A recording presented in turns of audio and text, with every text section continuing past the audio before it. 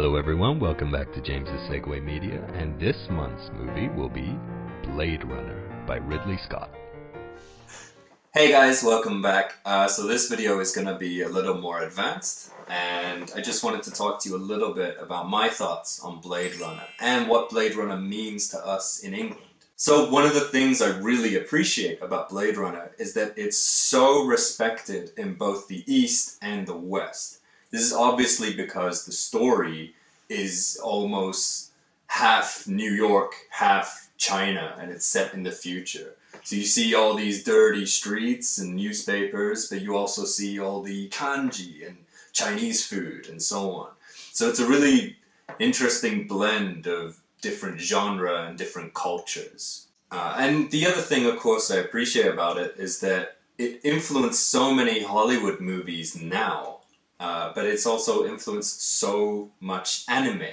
So if you've ever appreciated, Ghost in the Shell, or Akira, or The Matrix, or really any sci-fi that's come out since 1982, you have Blade Runner to thank for that. It will have certainly influenced the creators. And of course, I'm especially grateful for that because the more popular Blade Runner became, the more popular anime became, and it meant more anime would come to the West, so I was lucky to be able to grow up on anime. And if Blade Runner hadn't come out, perhaps Akira wouldn't have been made, so I wouldn't have seen that at the young age that I did, and maybe I wouldn't be in Japan right now.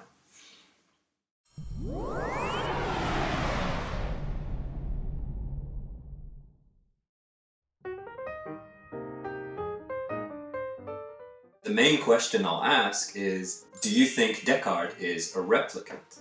Of course, there's no right or wrong answer because this has been argued for more than 35 years. However, I don't think he's a replicant. So if you think that he is a replicant, I'm happy to talk about it and I'd love to hear what you have to say. I understand there are some clues hidden in the movie, but from my perspective, no one who made the movie thought he was a replicant. What happened was, after the movie was finished, the director just decided on his own that it would be an interesting concept. So he added the unicorn dream sequence, the origami, and so on. But this was something only he did, and he didn't really consult the writer or the actor or anyone else involved in the production. So I can understand why no one else really bought this. But it's still an interesting thing to discuss. And the reason that I really love the question is because it doesn't really matter at the end of the day if he's a replicant or if he's a human. It just matters that it's a question being asked. It's something he himself considers. And it ties in with the grand central theme of what is real and what is fake. And if you can't tell, what's the difference? Another really cool thing about Blade Runner is that it made people take science fiction as a whole a lot more seriously. So before that, a few decades previously, sci-fi was mainly just men dressed up as aliens in awkward-looking costumes. And there wasn't really anything profound about it. It would just be, oh my god, there's an alien attacking, what do we do? There was nothing really deeper than that. But slowly over time, we got some examples of really good sci-fi, really thought-provoking movies, such as Forbidden Planet, 2001: A Space Odyssey, and Alien, which is by the same director, by the way, Ridley Scott. And so all three of those movies started to take sci-fi a lot more seriously, and they all had different results, but were all considered to be very good.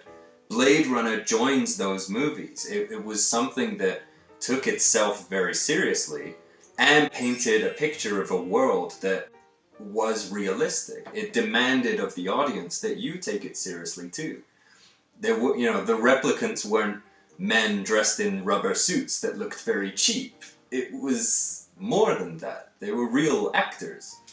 And so I credit the film because at the time, it was difficult to convince people to take science fiction too seriously. So they had to fight really hard to get the movie made. And of course now we can take advantage or take for granted the fact that sci-fi is more well respected. And now we have movies like The Matrix and any other kind that you might think of.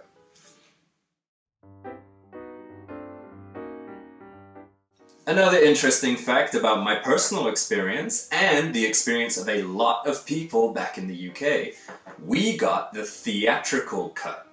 This is the original version that was in cinemas. This is the one that played all over the country. And people didn't like it. This is the one where they changed the ending and they added a bunch of narration that people didn't appreciate. Now we'll go into that a lot more detail during the class, but the narration takes place during the bad guy's final speech on the rooftop. And as you've seen the movie, I'm sure you know that was a very profound speech. And interestingly enough, that speech was improvised. The actor made that up from the spot.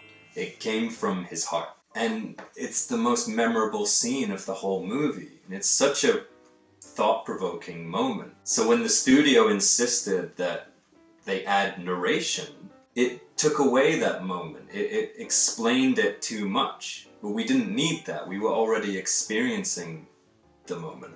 And so because I saw this theatrical version, and so did everyone else, for a long time a lot of people thought Blade Runner wasn't a good movie. It was commonly thought of as a really overrated movie because when you left the cinema, you didn't feel very fulfilled. You felt a little bit cheated. It was only maybe a decade later that I realized that there's another version and that that's the version everyone else had seen. And so I had to watch the movie again and I had a new appreciation of it. But this was after years of telling people, this movie isn't that good. So now I feel like I have to make up for that. So that's why we're going to discuss it now. I'm glad I can introduce it to you all. Fortunately though, just like my own experience, many people gradually came to realize that there was a better version of Blade Runner, and since then it's become a cult classic. Cult classic is a common phrase we use to describe a movie or any kind of art where at the time it wasn't popular, but over time it was vindicated, and now people talk about it all the time.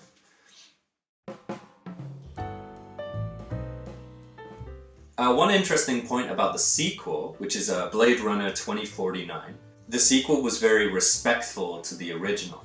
And what they did was they found the original writer of Blade Runner, who was sadly fired halfway through production, and they got him back as a script consultant. What that means is the opening scene of Blade Runner 2049 is exactly the opening scene of the original version of Blade Runner. So it's a scene we never got to see, but we very easily could have. And it does a really good job, like the original, of setting up this world, this futuristic world that we live in. And so from the beginning of that movie, you can tell that it's a very respectful, complimentary piece to the original. It's not like usual sequels where they try to make money just from the name. I think a lot of care and attention went into it. And so even though you don't have to watch that whole movie, perhaps you can just watch that opening scene and see if it elicits the same kind of emotion that the VK scene in the opening of Blade Runner did. So that's it. That will be most of the themes that we're going to discuss in the class. Of course, bring any and all questions that you have, and I very much look forward to hearing what you think. So thank you again for coming, and we'll see you next time. Bye-bye.